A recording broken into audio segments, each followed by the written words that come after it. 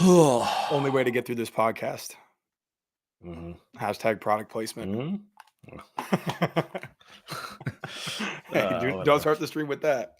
Nah. What the hell? Oh no. Oh no. It's on stream. Who cares? All right, let's get to it real quick, everyone.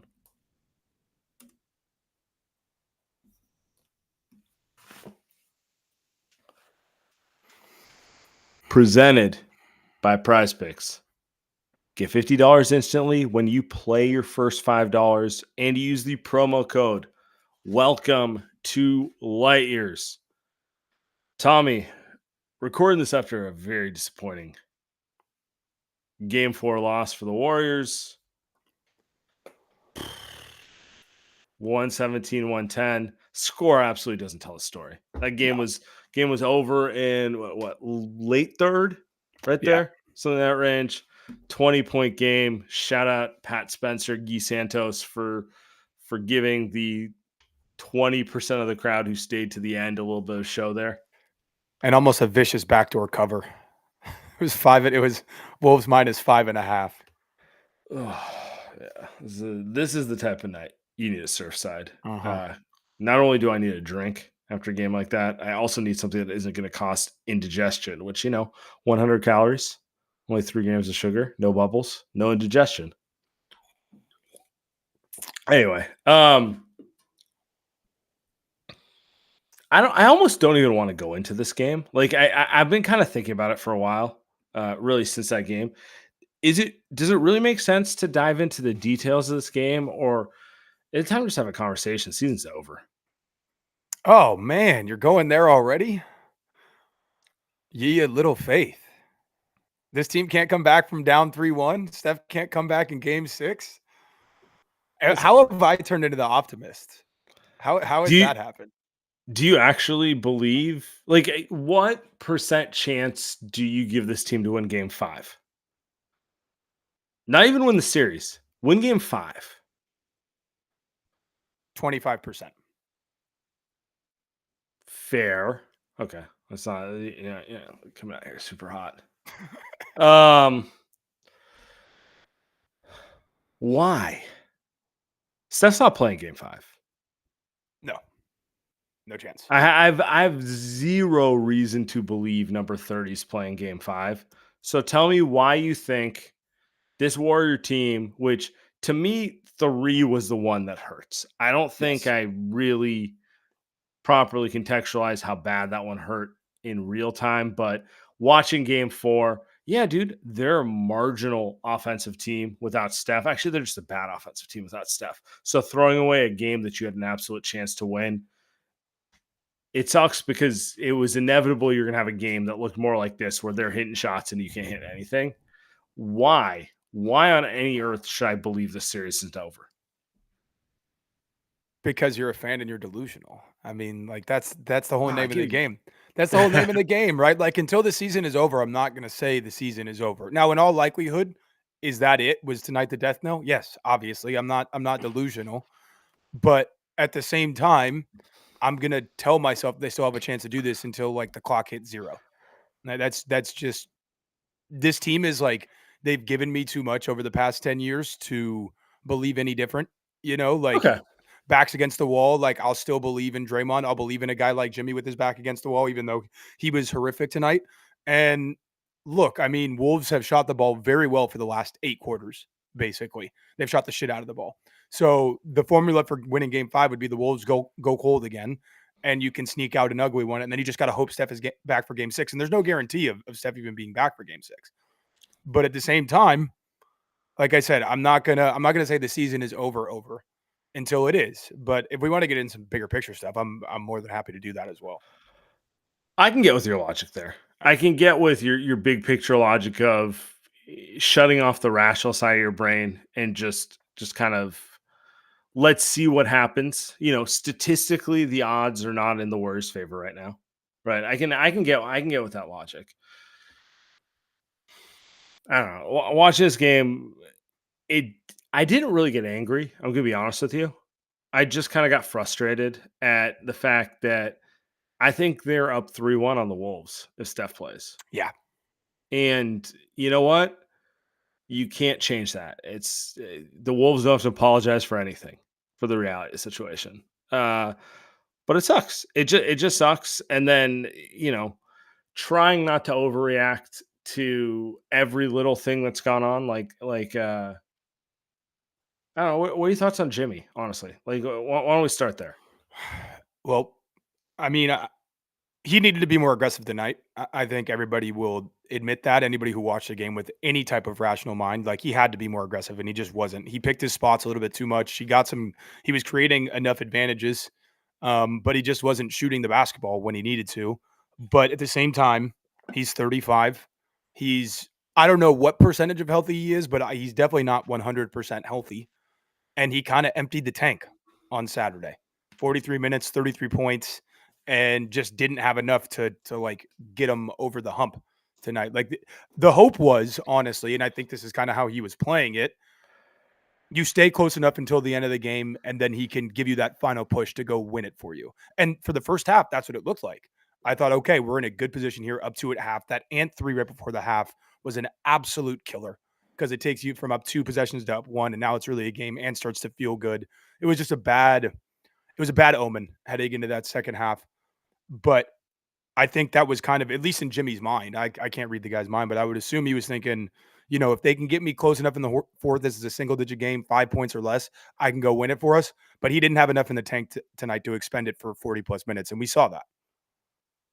Yeah, and I'm gonna be honest with you, I wasn't under the illusion that I was gonna get more from him than what we've seen these playoffs.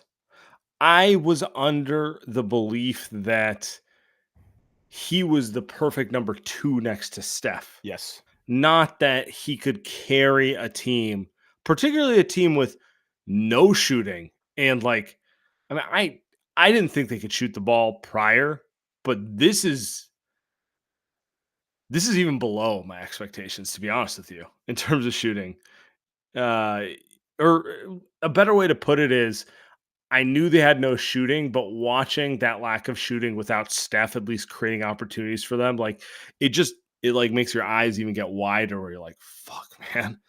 They're running a 1990s offense, only without the 1990s skill, type of thing out there.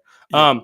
And what I was getting to with Jimmy is uh I kind of always felt like when they acquired him to be a guy who's going to give you 18 to 20 points, who could show up in big moments, but could actually be that secondary scorer next to Steph, who could carry the offense for the 6 minutes Steph sat in the first half and the 5 to 6 minutes he sits in the second half. I didn't think it was under the illusion that he could carry them so Steph could miss playoff games. I don't know what team really can go without their best player for extended period in the playoffs to begin with. And I thought he looked excellent Saturday night for most of the game. And you were hoping he would do the same thing tonight, but the reality is this is probably more what you're going to get, right? You're going to get one huge game and one more in the flow game. Right. 100%. And like you said, the lack of shooting on this team really hurts his ability to be effective because part of those Miami runs was Jimmy setting up all those shooters that Miami had. A Duncan Robinson, a Tyler Hero, a Gabe Vincent, Caleb Martin when he got hot. Like there was always guys around him who could shoot the basketball. The Warriors don't have one guy like that without Steph. I mean, Buddy, yes, but Minnesota's doing a really good job on him right now. And there's just not enough offensive talent otherwise. And game 3 was the one. Like tonight is more just like depression and like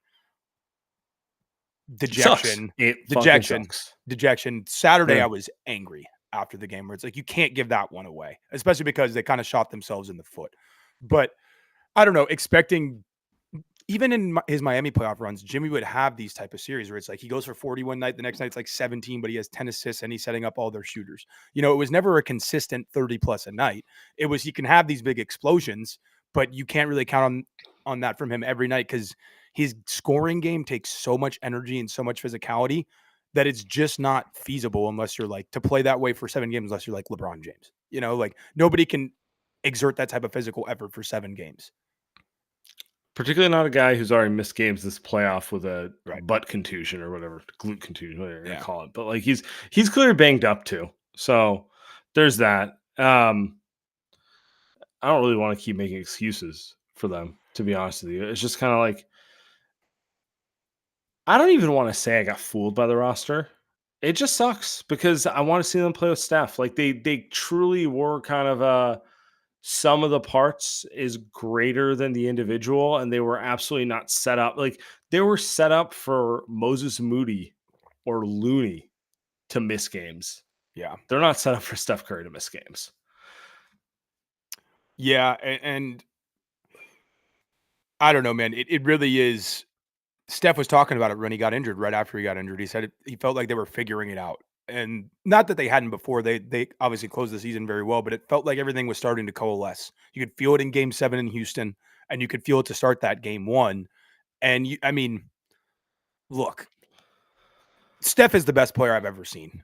Like carrying this roster to what It's I mean, this was it's this was very a hard to like not walk away from this game going like everyone is full of shit. He's actually better than Michael Jordan. Go Uh, away. he You know? he's he it's insane, but he's still probably if I'm talking winning 4 playoff series and you're saying pick one guy in the league, I think the only other guy I'm considering over him at this point is Jokic, which is crazy because Jokic has won 3 MVPs in 4 years. And he's in But the middle of his prime. he's in the middle of his prime and Steph is 37, but like he can elevate a roster like no one else. You give him a an elite defense, and he's basically going to figure it out no matter what over the course of a 7-game series against an opponent.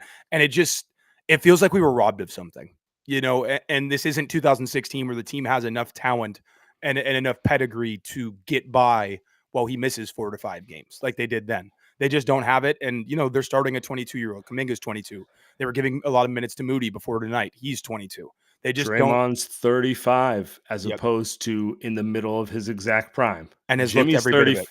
and Jimmy's 35 and looks every bit of the guy who's banged up in this moment. And you know, that's kind of how older players look, but like, yeah, it's your point. Yeah, it just would have been nice to have a little bit more support. Like getting Jimmy was obviously a heist in a lot of ways at the trade deadline, especially at that price.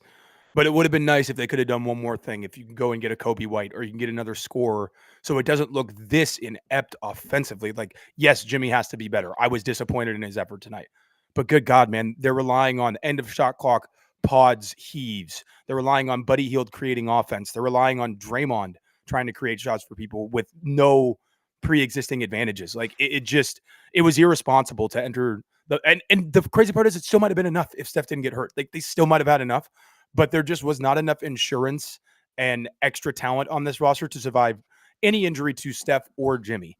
And that's what we're seeing right now.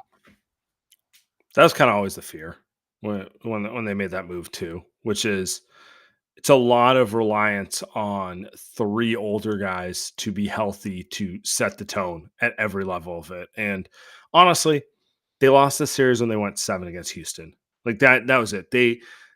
When you have a core that's that old, you don't want to get into those deep, long series early in the playoffs.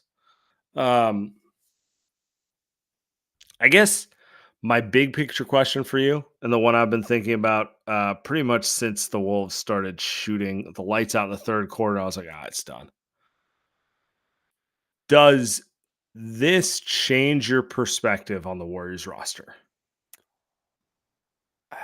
Does it change the way you view how they should attack the offseason?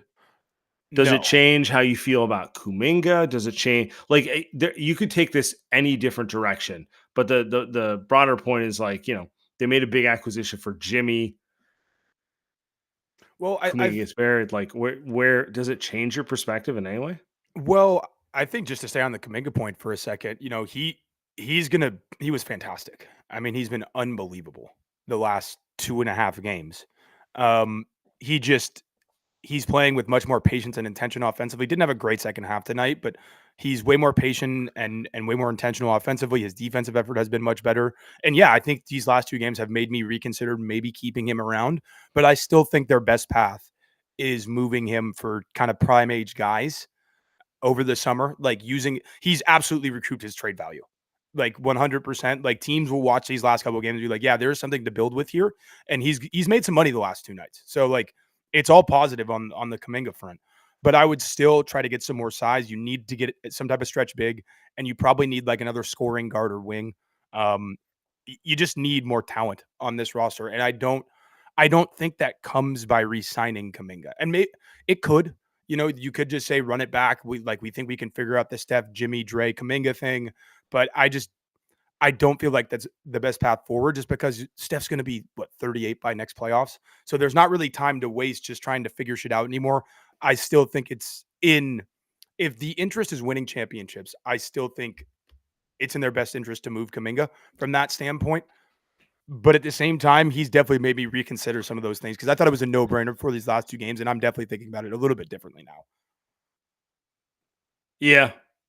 I think everyone's on the table, to be honest with you.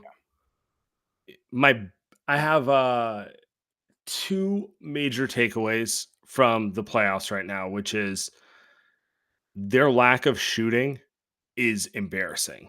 And people love to talk about the playoffs are about physicality and athleticism and size. I don't know, man. I feel like the playoffs are when you see a lot of dudes who shoot 37% in the regular season not be able to hit shots in the playoffs. And teams who tend to go far in the playoffs tend to have guys who can actually hit shots. Yep. It's why I think Klay Thompson throughout his prime was perennially underrated. People would think guys who are more all around skilled were better than him. And I'm like, I don't know about that. He's a great defender and he can hit shots. He's got stones. Like that matters. That matters more. So like they need to find a way to get more guys who can shoot while also hanging defensively, which is the real catch 22 of it, right? Because like Mm-hmm. you can always find a dude who can shoot, but like yeah, you're not gonna put Patty Mills out there at this stage of his career. No. You know what I'm saying? Like you find guys who can shoot who have like positional size, which is why like Cam Johnson is such a wanted trade commodity, right?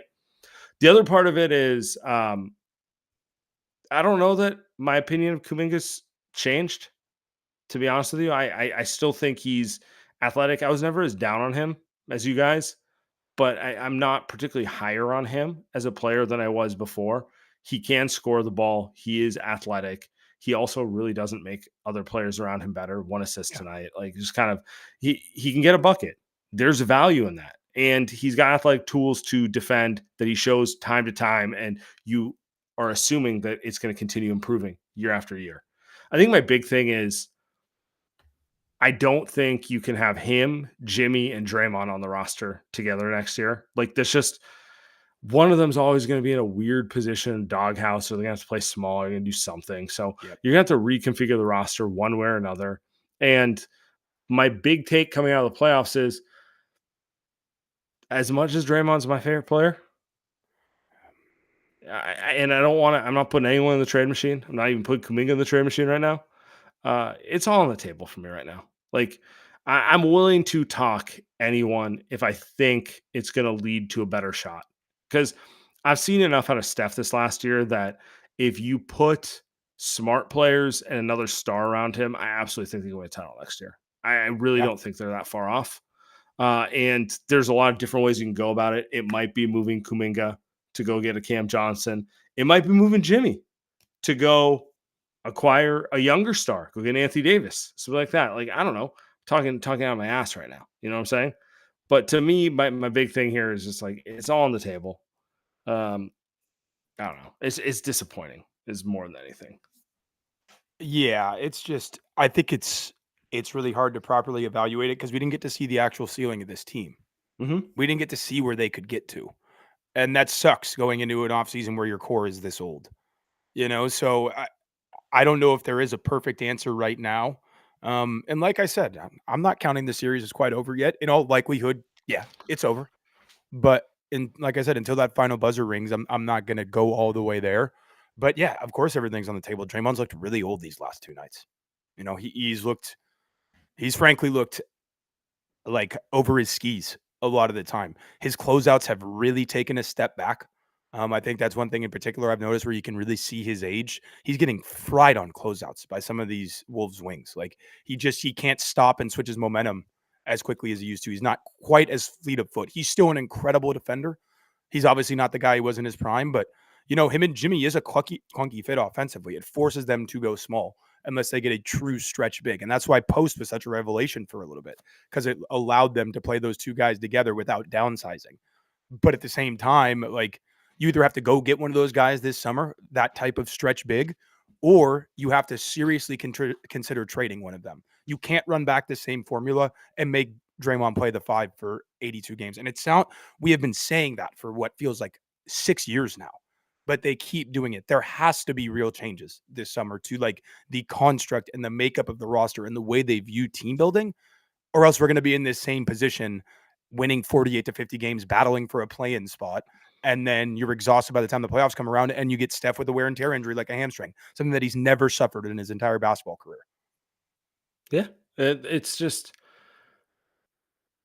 they made a run, which was really fun to watch. And I actually think it was believable for most of it. It was. But they were 24-25 when they made the trade. They ended the season with 48 wins. With an old core having to play that high of intensity basketball for 30 plus games down the stretch, like, yeah, this is one of those downsides of it. Yeah, a guy might get hurt, right? Guy might get hurt, So, Like the Celtics did something very similar when they traded for Derek White, mhm. and back in 2022 when we saw him in the finals, but that team was made up of guys in their early to mid 20s for the most part. So they could push like that down the stretch of a season and not have to worry about injury. That's just not the case. And that's why we've been harping on it so much, of how, like, irresponsible the team building has been a lot of the time. Like, you cannot put this much on guys in their mid 30s. And outside of Steph, and I guess Jimmy now too, it's not like Draymond's contract was something that's hampering their team building. That makes $24 million. Like, that's not that much money in the modern NBA. It's not that much of your salary cap. So there was really no excuse for them to not improve kind of the more marginal areas of this team. A shooting big man, a Yeah. scoring guard that can take pressure off of Steph. But you waited until Jimmy was available to do it. And it turns out that was too little too late. And we really never got to see this team fully healthy at any point in these playoffs. Jimmy got injured right away. And now Steph got injured 5 games later. So it's just really disappointing and really frustrating that it's going to end with injuries, because it felt like this team had a higher ceiling, obviously a higher ceiling than they're showing right now. Yeah. Yeah. Frustrating. Speaking of the Jimmy thing, I definitely played the over. I went with him making more tonight. Big mistake for your boy. But as always, I'm still up on the season, which is all that matters. You can't win them all. Guys, springtime is here. Baseball season is officially underway. Don't miss your chance to add your favorite players in your Prize Picks lineup. With basketball playoff push here, now is the time to join Prize Picks and add your favorite player to your lineup. On Prize Picks, you can mix and match player projections from different sports. Combine your favorite baseball players from basketball, hockey, esports, tennis, golf, whatever it may be.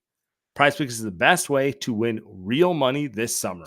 Make your picks in less than 60 seconds and turn your sports takes into real money all off season long. Guys, download the app, use the code LIGHTYEARS, get $50 instantly after you play your first $5. That's code LIGHTYEARS, get $50 instantly after you play first $5. Prize Picks, run your game. Light Years Podcast, we are brought to you by new sponsor, Hall of Fame. I'm here to tell you about our new favorite app, Hall of Fame Bets. Started by 2 lifelong sports fans and Ivy League grads, they make parlay research smarter, faster, and data-driven. The Hall of Fame app gives you access to advanced stats, historical data, and powerful tools to help you bet smarter. The app is built for everyday sports fans, so it's easy and intuitive to use. You'll get an idea of your parlay's chances to hit and identify weak legs so you can weed them out of place before you start. I actually used Hall of Fame today, and that actually told me to take the less on Jimmy. So I should have shared that with you, Sam, before we started, because it just felt like, from what the app told me. You think I didn't know that? I said screw the analytics. I'm going with my heart. And that's probably part of the reason I'm somber tonight. Right. But with that said, that was a personal decision to go against Hall of Fame's wisdom. Yeah. You can't go hard over head with these things. That's why Hall of Fame is so useful. And the best part, once you built your parlay, you can send it straight to your sportsbook with one click. No manual entry, no wasted time. The HOF app syncs automatically with most major sportsbooks like DraftKings, and FanDuel. So for a limited time only, our listeners not only get a 7-day free trial, but they also get 50% off their first month when they use the code LightYears at checkout. So just download the HOF app on iOS or Android, enter the code LightYears, and you are all set to get that 50% off. All right, let's get some callers up here. Let's do it. Let's get a guy Will. Yo, what's up, fellas? How we doing? Been better, Will. Yeah. Probably feel Yes. like you. Let's be real. Yeah, today just felt like a giant kick in the nuts, man. You know, another Western Conference team gets a gets a franchise altering player potentially, and today was just it was just awful. I knew I wasn't going to be able to, or I wasn't expecting at least Jimmy to give us what he gave in Game 3. Which was part of the reason why I was so pissed at us not sealing the deal. But what you guys were just talking about, I mean, looking at our roster and this team, and I mean our top end guys, man, they're so old, and we don't have the shot making like all throughout the rest of the roster to be competitive in situations when one of our main guys, our vets, go down. And that's really, I mean, that's the story. And I think what just hurts so much about this is just knowing the fact that if Steph doesn't go down, even with how terrible this shooting has been on this team, if he doesn't go down, we're probably up 3-1 in the series. Worst case 2-2 in my opinion. But we still got another game we'll- in Target Center. We'll see what happens. Like you said, Tommy, till the final whistle, I'm not gonna give up on this team. Love this team, but man, Joe Lacob and Dunleavy, you guys got massive work to do in the offseason, man. Massive work. This two timeline disaster. Absolute disaster. Uh Let me ask you guys this real quick. Because I know you guys mentioned like at the trade deadline, you wish they had did something else, whether it be a Kobe White or whomever. Um, what do you guys think is the one key position of need moving forward? Is it the stretch five or a shooting wing? So are we assuming like under the construct that they run back most of the main guys? Yeah, assuming under the because I don't know, maybe it's just me, but I just find it hard to believe that like Joe Lacob is going to allow for Pods and Kaminga and all of those young guys to be gone. So, you know, Sure. yeah, Uh Probably a 3 and D guy. Like a legitimate one. Like it could be a 3-4, it could be a 2-3. Like D'Anthony Melton comes to mind as like how they could have used a guy like that on this team. Just give him a little juice defensively and yeah, a guy who can hit shots in a real game.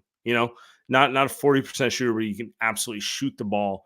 Like they need, irrespective of if they make big trades or small trades, they need to find like a couple of guys like that mhm, who can mix in the rotation. Because the playoffs just evolved to a lot of like running actions for your main guys and wanting guys who can defend and hit shots around them. Right. right, And like Quentin Post, I love what he did as a rookie. He can't play in the playoffs. Maybe that changes next year, but like, so that's one guy out of your rotation right there. yeah, Moses Moody, who I thought was ready to play in the playoffs and has played in the past, fell out of the playoffs, not because of defense, not because of effort, because he couldn't hit a shot. yeah, So it's like, there's not really like a finite number of guys who you can count on to at least like hold up in some capacity defensively and hit open shots that you can have. Like yeah. the more the merrier. And last thing I'll say to you guys, because and I agree, I didn't think the shooting would be this bad. I knew it wasn't going to be great without Steph, but I didn't expect it to be this bad. Pods in this series, he's 9 of 40, twenty-two Oh, percent I'm with you. I thought Pods and Moody were gonna give you 35%, Yeah. Yeah. and instead we're getting 15% combined or Yeah. something ridiculous like that. So Yeah, but appreciate you guys. It's not over till it's over, and we'll still be here regardless. I mean, that's what happens on the Pods and Moody front. That's just what happens with 22-year-olds in the playoffs, right? Like This is Pod's first playoffs. And I'm giving a lot of excuses here, but Pod just flat out, he's not good enough to be a starter on a championship team yet. He's just not. Unless you have like real high end, top end guys. Like if Steph and Jimmy are healthy, maybe you can figure it out. But he's just not there yet. Like he's better served on a championship team at this point as a 7th or 8th guy. And to just answer the question real quick of who I would like for them to go after this summer, find this summer's version of Denny Avdia. I don't know what that player is. It doesn't necessarily have to be somebody like him, but there are a lot of younger, like guys entering their prime in the league right now who are on good contracts. Because unless you're moving Jimmy or Dre, you're not finding some. It's not going to be a guy who makes $30 to $35 million. It's going to need to be somebody on a smaller contract. So it's got to be somebody like that. Like you said, 3-and-D wing, but there's a little bit more in the tank that he's been able to show, and getting to a winning environment can help him show more of that. Find the Moses Moody of Charlotte. Don't say his name, please. Not now. The magic number in the playoffs is 46, and the reason why is Moody, Pods, and Posts are shooting 46% true shooting in the playoffs. Oof. That's higher than I would have expected. You would think. Like the only thing that I'm happy about right now is that we all saw the rigging in the draft lottery. I just wanted to make sure that a Western Conference team got Cooper Flag, so that way we just finally start can we just ban conferences from the get-go? That is the only thing that made me happy from today. But my goodness, like we all expected Jimmy to not be good enough because he blew his load in Game 3, and we could argue about Draymond's the reason why the series is lost, but in reality, he did enough in Game 4. It's just like we're one player short in a series where Steph matters, and that's just unfortunate. They might have been one player. I'm just at the point where go ahead. I'm just at the point where everything is on the table at this point. It's like that's how deflating this, because we're seeing Julius Randle getting his game off in the playoffs and just walking us down. That's the more infuriating part about this. Yeah, I mean, they might have been one guy short anyway, right? So it is what it is. But especially without Steph, you're definitely one guy short. Yeah, you saw that too, Sam. Ugh. Yeah. I love Harrison Barnes being 2 below on this one. So Pods is currently worst shooting percentage 4-game span in the playoffs, second round or later. This is a very obscure way to put it, because I would not count Pods shooting horrendously on a Warriors team without Steph as the same as Harrison Barnes in the finals with the 73-win Warriors in terms of pressure. But it does paint the picture. The dude's not hitting anything right now.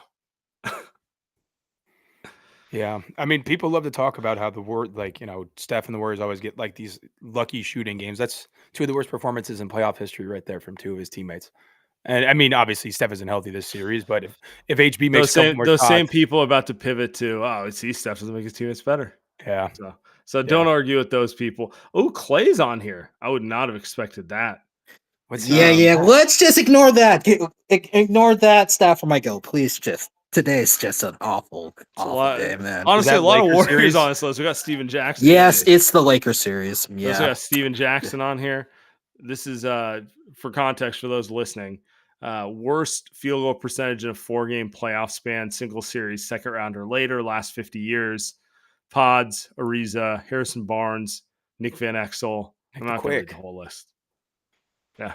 What's really funny about this is that Mike Conley has been god awful this series shooting wise, and we had the bailout with Mike Conley just cannot making a shot this series, and then Ty Jerome on this list.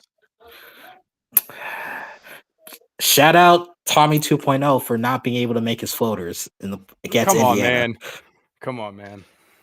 I will say this part of Steph missing gets underrated, but like it's a lot easier for the Wolves to play offense when they don't have to chase 30 around on the other end of the floor. This is really the thing. They look so calm. Like the entire having to guard the Warriors with Steph wears you down and fucks with your head so much more. Now they get to go play pickup ball against the Warriors, trying to play more of a traditional style because that's the only way they can score. I don't know, man. Like this is kind of why I opened with my overall thought, which was I'm frustrated, I'm annoyed, I hate all of this, but also I can't be that mad.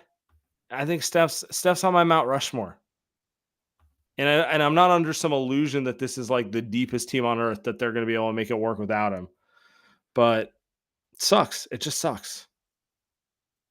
The reason why it sucks because we all seen everyone in the playoffs had been looking like dog shit. Like the Cavs looking like the 2015 Hawks. The OKC Thunder looking kind of spooked, and then also we finally got the playoff run where Nikola Jokic just decided not to shoot. It's like this was a golden opportunity, and then roster construction just pretty much costs Steph getting a ring this year. So it just improve the roster next year. That's all I'm begging for. Yeah. Appreciate you, brother. I really do think that's maybe the toughest part to swallow is nobody looks that formidable. Like OKC looks like they're a year early or a guy short. Honestly, the best team in the league right now. I know Tatum's out, which is that was so sad. They haven't put the diagnosis, but like everyone's non-contact. Like, come on, man. We know what it is. I mean, honestly, the team that looks like they might be the best team in the league right now is the Pacers. They look incredible. I mean, and obviously the Cavs are dealing with injuries. The trade machine Warriors, baby. Man. Every guy from that roster I would take on the Warriors at some point. Potting about how they should trade down for Halliburton in the draft. I mean, not just us, but especially us. Everyone's done the Miles Turner trade episode. Everybody. Miles Turner. Shoot, Aaron Nesmith was apparently a target at some point this year. He would be Siakam. I didn't even mention that. Nesmith would be incredible. I know Siakam. Okay, Miles Turner may not be unique to the Warriors. Siakam, the Siakam slurp fest and trade machine stuff is absolutely unique to the Warriors. It was like 24 months. Not everyone put hours of grinding tape of Siakam like we did. Like this, it's the reality of it. Like we were. When other people were lying about Luka trades, we were grinding tape on Siakam. So for months and months and months. And look, that might Nemhart at one point was like a late first round draft crush for me. Gonzaga could have had him. Florida, good player. Yeah, very good player. They really are kind of like the zombie Warrior trade machine team. Yeah, and they have just the way they play. They have some of that Warriors ethos. They move the ball. They play fast. Like they want to share it. They want to get up and down the floor. And there's a reason that we looked at a lot of those guys over the past couple of years because they are playing a similar-ish style to the way the Warriors play. It all goes back to the main guy. It all goes back to Halliburton. Halliburton, he's different player than Steph, but like wired the same way in terms of the way he wants to move the ball, the way he makes his teammates better. Yeah, much more Nash than Steph, but very, very similar. He'll go through his moments where he shoots the ball, but like, no, it's not 30. He is not from that perspective. No. All right, guys. Get to a couple more people before we keep moving, but it's body spec time. Look, playoffs have been bad for my health. I'm not gonna lie. I haven't been sleeping. Not at all. This is grind all day, work, grind the pod, grind tape after. I'm on 2 hours every night over here. My health's a mess. So need something to just check in on it. And that's kind of why body spec's the best. Like, honestly, like I go stand on the scale. I'm within a 5-pound range either way. It didn't tell me anything about my health. What body spec does for you is it gives you a DEXA scan, which is a highly accurate way of measuring your actual body's composition. So body fat percentage, lean muscle mass, visceral fat, the fat around your organs, all that stuff that like pro athletes do. We're in combine season. You're about to hear about everyone who's a freak athlete, like newsflash, pro athlete, freak athlete. You're going to hear all that stuff. DEXA scan gives you those metrics to really start your fitness journey. And what I love about body spec is they make it affordable for everyone and accessible for everyone. So use the code LightYears45, get a DEXA scan for only $45 instead of the normal $200 to $500 you would pay.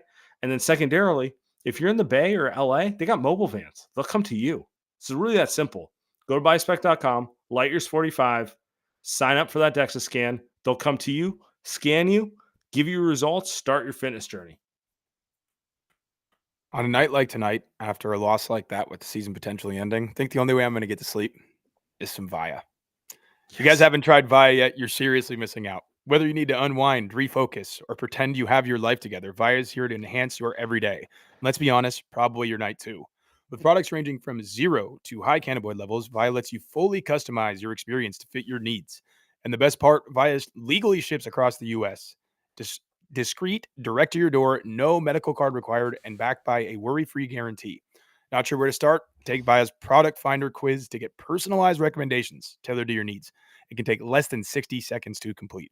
So if you're 21 plus, check out the link to Via in our description and use the code LIGHTYEARS to receive 15% off and free shipping on orders over 100. And plus, if you're new to Via, you get a gift free of choice. All you got to do is select LIGHTYEARS in the dropdown, and that's the way you get your free gift. So please support our show because that's the best way. Enhance your every day with Via. This is definitely a Via night. Big time. All right, let's keep moving. Got a couple other people to get to.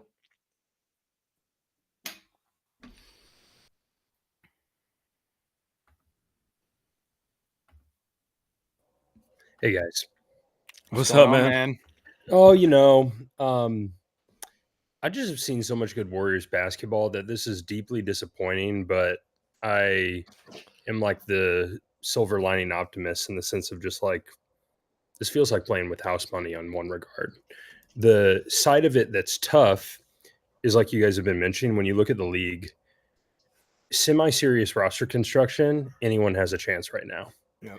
And I just want 1 year where we don't enter a regular season with a number of pieces on the roster that are truly like, it's not like these guys are ass, but just like unserious in terms of competing for a championship. So you said a number of the names that I have thought about. Like I pieced together a lot of research on both Miles Turner and Cam Johnson. I think both those guys are gettable. I think a vet minimum Melton return would be kind of nice. But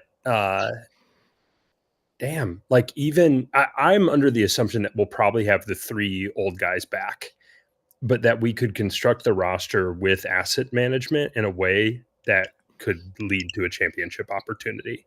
I mean, it might be the Knicks, the Pacers, the Wolves, or the Nuggets this year. That's wild.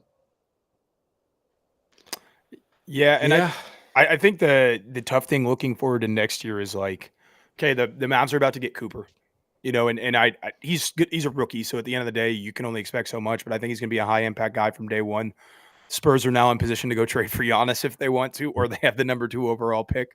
Like these teams are going to continue to get better, and the teams ahead of us and behind us in the standings, the Thunder are young, like they have an asset war chest this summer to go get done whatever they want. So I think the most disappointing and like the frustrating part is like, you never know. Like we think every year coming in, oh, the West is going to be impossible this year. And then stuff shakes out. People get injured. A lot of things happen over the course of the season to change and shift opinions on that. But this feels like a prime opportunity to go get one. And now you're probably entering the offseason having to reconstruct your roster a little bit while other teams around you probably have better assets to go do so. Yeah. Yeah. It's particularly when they're older, you just don't know how many more runs they have in them. Yeah. Draymond and Jimmy more so than Steph for me, which is wild because they're both younger. Mm-hmm. You just don't know if the bottom's going to fall out. Like Draymond, I think public opinion is harder on him than is accurately true. And a lot of that's reputation. And a lot of that's brought on by himself. So I'm not going to like act like he's a complete victim here.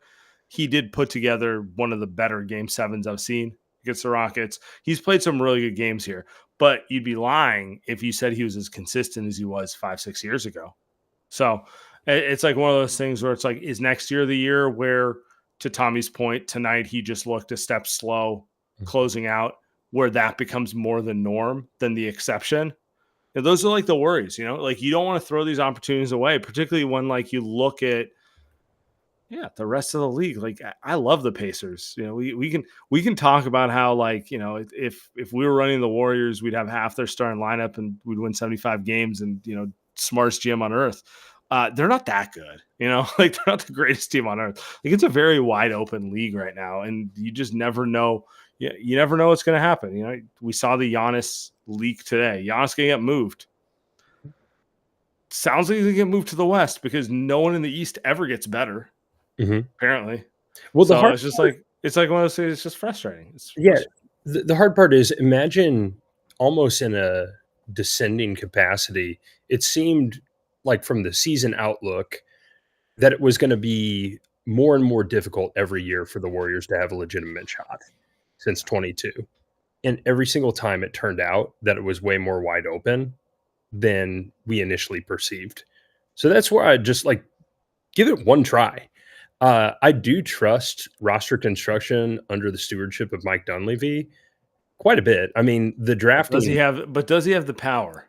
Does he have the power to make the moves? That's the issue, right? Because what are we doing? Like, how are Pods and JK on this roster right now if we're actually serious about putting a contender together? Yeah. I mean, it's just, we'll see. I didn't want to go too heavy into the offseason, but that's also exactly where my head was. So appreciate you, man. Appreciate you guys. Thanks, brother.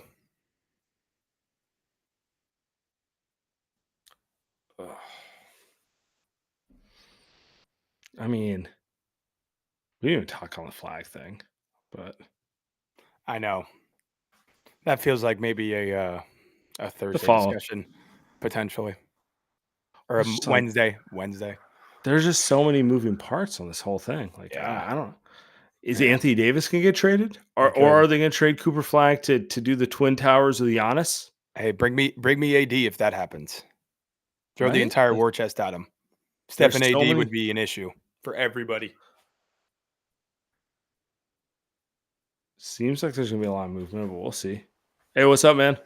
Hey, how you guys doing? Thanks for having me on.